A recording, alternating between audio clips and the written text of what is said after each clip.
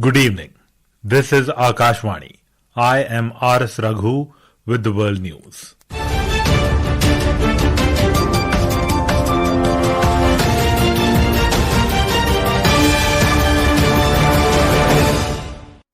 The headlines.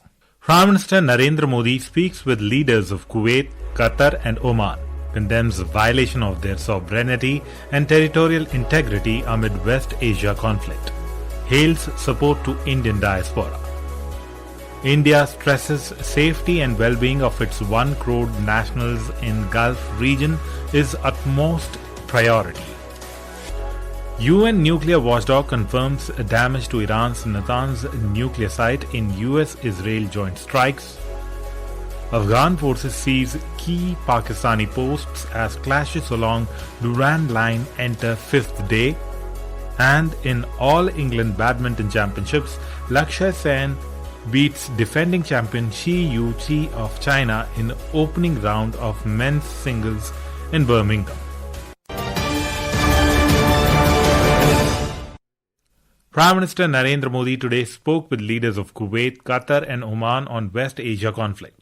During his telephonic phone conversations, Mr. Modi strongly condemned the violation of sovereignty and territorial integrity of these countries. He appreciated their continued support to ensuring safety and well-being of the Indian community. The Prime Minister also stressed the significance of dialogue and diplomacy for earliest restoration of regional peace and stability.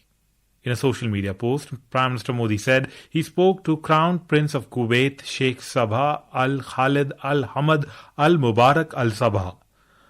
Mr. Modi said India stands with Kuwait's people in this difficult hour. The Prime Minister also spoke to the Amir of Qatar Sheikh Tamim bin Hamad Al Thani and expressed firm solidarity with Qatar. Mr. Modi also spoke with Sultan of Oman, Sultan Haytham bin Tariq, and exchanged views on recent developments in West Asia. External Affairs Minister Dr. S. Jaishankar held a telephone conversation today with EU High Representative for Foreign Affairs and Security Policy, Kaja Kallas, on the ongoing conflict in the Gulf region. Earlier in a statement, External Affairs Ministry spokesperson Randhir Jaiswal strongly reiterated India's call for dialogue and diplomacy in the ongoing conflict in the West Asia region. Mr. Jaiswal said there are almost 1 crore Indian citizens who live and work in the Gulf region and their safety and well-being is India's utmost priority. He expressed grief at the loss of several lives in the conflict. The spokesperson assured that government will continue to closely monitor the evolving situation and take relevant decisions in the national interest. Our correspondent has filed this report. External Affairs Ministry spokesperson Randhir Jaiswal stressed that there are almost 1 crore Indian citizens who live and work in the Gulf region and their safety and well-being is of utmost priority. He said India cannot be impervious to any development that negatively affects them. Stating that trade and energy supply chains also traverse this geography, Mr. Jaiswal underlined that any major disruption has serious consequences for the Indian economy. As a country whose nationals are prominent in the global workforce, India is also firmly opposed to attacks on merchant shipping. The spokesperson said some Indian nationals have lost their lives or are missing as a result of such attacks in the last few days. The spokesperson said these developments evoke anxiety as a proximate neighbor with critical stakes in the security and stability of the region. Suparna Saikya, Akashvani News, Delhi. Meanwhile, amid the ongoing situation in West Asia, Indian embassies and consulates in the affected countries remain in close touch with Indian nationals and community organizations, issuing regular advisories as appropriate. The Embassy of India in Iran has relocated most Indian students who were in Tehran to safer locations outside the city due to the heightened risk perception in the Iranian capital. In an advisory, the embassy said only a small number of students who declined the embassy's offer remain in Tehran. They have been asked to exercise due caution at all times and avoid areas of protests or demonstrations. Besides, the first flight of Air India carrying 149 passengers and 8 operating crew members arrived in New Delhi from Dubai today. Meanwhile, the West Asia conflict has escalated sharply as the United States and Israel intensified strikes on Iran. Tehran and its allies retaliated with missile and drone attacks targeting Israel, Gulf countries and key energy infrastructure, widening the regional conflict. The killing of Iranian Supreme Leader Ayatollah Ali Khamenei has further deepened uncertainty. As per latest reports, Israel is conducting simultaneous targeted strikes against military targets in the Iranian capital Tehran and against Iran-backed armed group Hezbollah's infrastructure in capital of Lebanon, Beirut.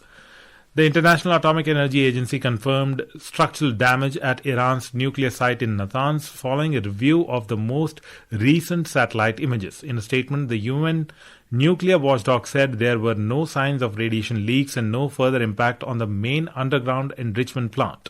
A 4.3 magnitude earthquake struck Iran's Jurash region amid the escalating conflict in the Islamic Republic. There were no immediate indications of major damages or injuries. Moreover, the United States Central Command has said that the U.S. forces have destroyed Islamic Revolutionary Guard Corps' command and control facilities, Iranian air defense capabilities, missile and drone launch sites, and military airfields during sustained operations. On the other hand, the Iranian state media said that a command building at a U.S. airbase in Bahrain has been destroyed.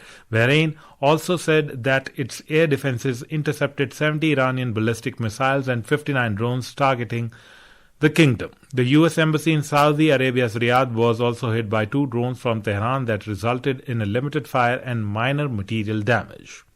This is Akashvani. You're listening to World News. We bring you the top international news and updates from around the globe. Afghan forces have seized key Pakistani military posts along the border as clashes along the Durand Line entered the 5th consecutive day. Afghanistan's defense ministry said its forces carried out retaliatory strikes on Pakistani bases following recent air raids by the Pakistan Air Force inside Afghan territory. Afghan officials claimed that multiple Pakistani posts were captured in Kandahar province, including 3 in the Spinbolak district and 2 in the Alisher district.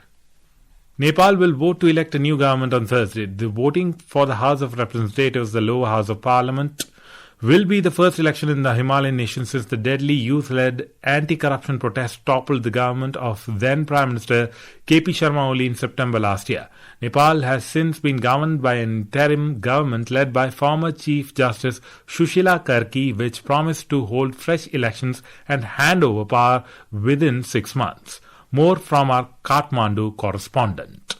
The upcoming March 5 general election in Nepal will be historic in witnessing 8 million Gen Z youth voting for the first time. Schools, hospitals and government buildings are being used as polling stations where voting time will be 7 a.m. to 5 p.m. There are 165 electoral constituencies for the House of Representatives. An additional 110 members are elected through a proportional representation system, totaling 275 members in the lower house. As many as 3,406 candidates from 65 political parties, including independents, are contesting for the March 5 election. Shweta Singh for Akashvani, Kathmandu. All England Badminton Championships began today in Birmingham. In the opening round of men's single, Lakshya Sen defeated world number 1 and defending champion Shi Yuqi of China 23-21, 19-21, 21-17 this evening. India's top mixed doubles pair of Tanisha Crasto and Dhruv Kapila also progressed to the second round, overpowering Malaysians Hu Pang Ron and Cheng Su Yin. And now, before we close, here are the highlights of the bulletin. Prime Minister Narendra Modi speaks with leaders of Kuwait, Qatar and Oman, condemns violation of their sovereignty and territorial integrity amid West Asia conflict, hails support to Indian diaspora. India stresses safety and well-being of its 1 crore nationals in Gulf region. It is utmost priority. UN nuclear watchdog confirms damage to Iran's Natanz nuclear site in US-Israel joint strikes. Afghan forces seize key Pakistani posts as clashes along Durand Line enter 5th day. And in All England Badminton Championships, Lakshya Sen beats defending champion Shi Yuqi of China in opening round of men's singles in Birmingham. That concludes tonight's World News Bulletin. For more updates, stay tuned to Akashvani. Good night.